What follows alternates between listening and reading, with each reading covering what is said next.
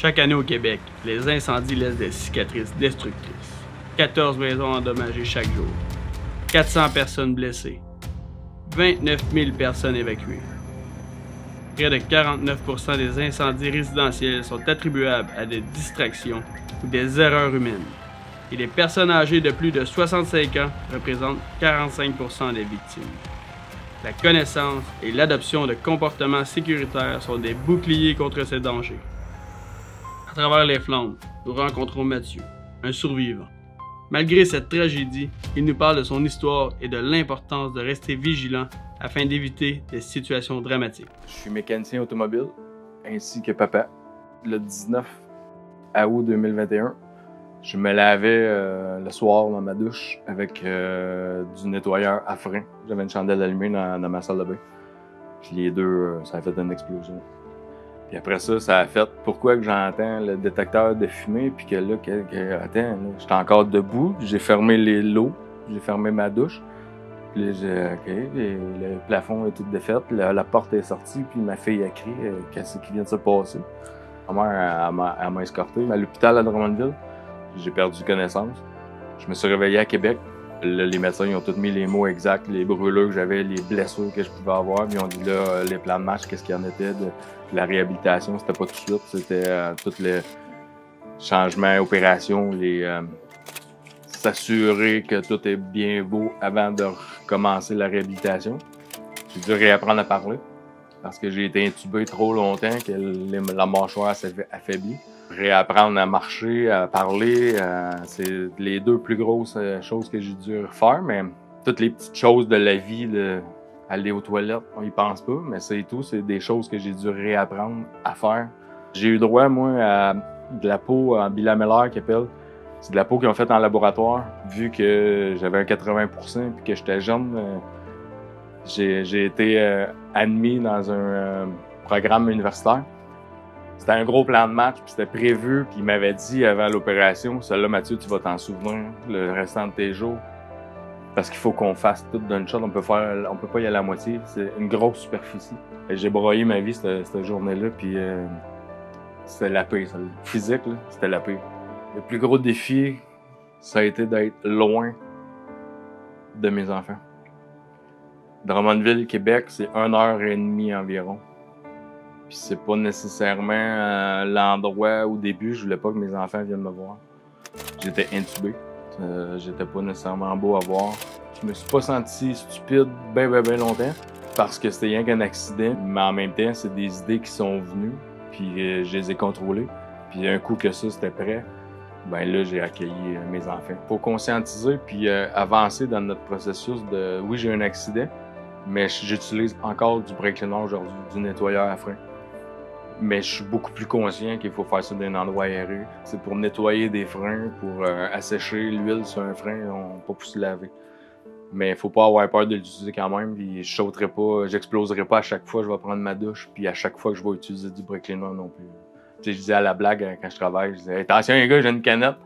Mais en même temps, c'est pas rien qu'une blague, tu sais, c'est conscientiser l'utilisation d'un produit chimique et explosif.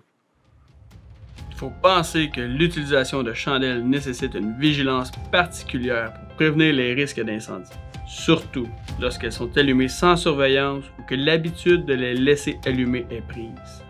Il est essentiel de comprendre que la prévention commence dans votre cuisine. Allons à la rencontre de Blanche, une survivante qui a su réagir rapidement à l'incendie d'un chaudron d'huile dans sa résidence. Je suis intervenante psychosociale en santé mentale, puis aussi j'étudie pour devenir travailleuse sociale. En mai 2022, il y a eu dans le fond un feu d'huile sur mon four, il y a un chaudron qui a pris en feu. Puis en paniquant, j'ai pris le chaudron, je l'ai échappé au sol, puis je suis partie à la course pour aller prendre une couverture pour éteindre le feu. Entre-temps, par contre, ma colocataire qui était comme sous l'adrénaline, elle a pas réfléchi, elle a lancé de l'eau sur le feu, puis ça l'a comme explosé en fou. La moitié de ma cuisine est partie en feu, mais pas d'assurance locataire, beaucoup d'adrénaline. Moi, j'avais la couverte dans les mains, fait que je l'ai éteint, puis j'ai réussi à éteindre le feu puis sauver le bloc, mais je me suis brûlée à plusieurs endroits sur mon corps à ce moment-là, dont moitié du visage, les mains, puis les pieds. Je suis arrivée à l'urgence aux alentours de comme 10 h le soir, puis j'ai été montée avec le grand brûlé à 8 h le matin, le lendemain seulement. À toutes les 3 heures, on me donnait du fentanyl, puis j'étais out. Fait que c'était in, out, in, out, in, out, parce que la douleur est tellement intense à gérer. Quand le médecin est arrivé, ils ont enlevé les pansements, puis c'était la première fois que je voyais mes mains depuis le moment où je les avais vues brûler comme chez moi. Ils ont dû, entre autres, les découper pour enlever la peau, pour enlever le liquide lymphatique, après c'est de remettre les pansements, prendre des photos, voir un plasticien, puis à ce moment-là, il y a une attente de 1 semaine avant de savoir si on a besoin de greffe ou non. Les greffes, ça a été une longue opération quand même, c'était 6 heures sur la table opératoire pour enlever la peau, la placer sur les mains, couper, tout placer ça. Mais ça a duré à peu près 1 an et demi de réadaptation et de soins physiques. Une petite réhabilitation au niveau de la marche, parce que vu qu'ils ont pris la peau sur la cuisse, c'est comme plus douloureux que les greffes. En toute franchise, le site d'honneur fait plus mal que le fait d'avoir des greffes sur mes mains, parce que, anyway, la moitié de mes nerfs étaient partis après le feu, tu vois. Quand j'ai eu mon accident, ma main seulement, je pouvais faire ça. Puis maintenant, j'ai retrouvé toute ma mobilité, t'sais. Mais ça a pris 1 an et demi de beaucoup de travail, des exercices, plusieurs fois par jour, des heures et des heures. Puis j'ai été chanceuse parce que j'avais la rigueur de le faire, mais c'est très décourageant, tu sais. Ça fait mal. Ça, c'était extrêmement difficile à gérer. Beaucoup de médications différentes. Tu sais que t'as mal, mais il y a aussi les démangeaisons, parce que c'est comme une grosse cicatrice. T'sais. Fait que quand tu te fais mal, ça guérit, ça gratte. T'sais. Fait qu'il y avait comme les démangeaisons qui étaient difficiles à gérer, la douleur. J'ai juste pu retourner au travail pendant après 7 mois. Puis ça aussi, économiquement, là, on n'en parle pas, là, mais j'étais sur l'aide sociale pendant 7 mois avec 840$ par mois. À payer un loyer à Montréal, que c'est overpriced. Tu sais, fait que économiquement aussi, l'anxiété financière que ça cause, c'est assez impressionnant. Tu t'y attends pas. C'est très récent là, que je suis allée chercher de l'aide avec Entraide Grand Brûlé. Puis entre autres, j'ai eu accès à des soins de massothérapie pour aider avec les compensations physiques. Puis ils m'ont aussi aidé dans mon processus de comme faire un peu de recherche par rapport à mes outils, par rapport à ma santé mentale, à quoi j'avais accès. Peu importe à quel point on fait de la prévention puis on se prépare mentalement au fait que ça pourrait peut-être arriver, on peut jamais savoir comment on va réagir une fois devant. C'est impressionnant un feu, tu sais. C'est chaud, c'est gros, on s'y attend pas. Fait que c'est toutes ces choses-là de comme de pas le prendre pour acquis, puis aussi de se rappeler qu'il y a plus de grands brûlés qu'on le pense. Puis on a toutes des histoires différentes, on a toutes l'air de quelque chose de différent. Puis je pense que c'est important d'en parler. Ouais. Souvenez-vous de ces dits, afin de minimiser les risques d'incendie menant à des blessures graves, voire même la mort. Ensemble, faisons de la sécurité incendie une priorité.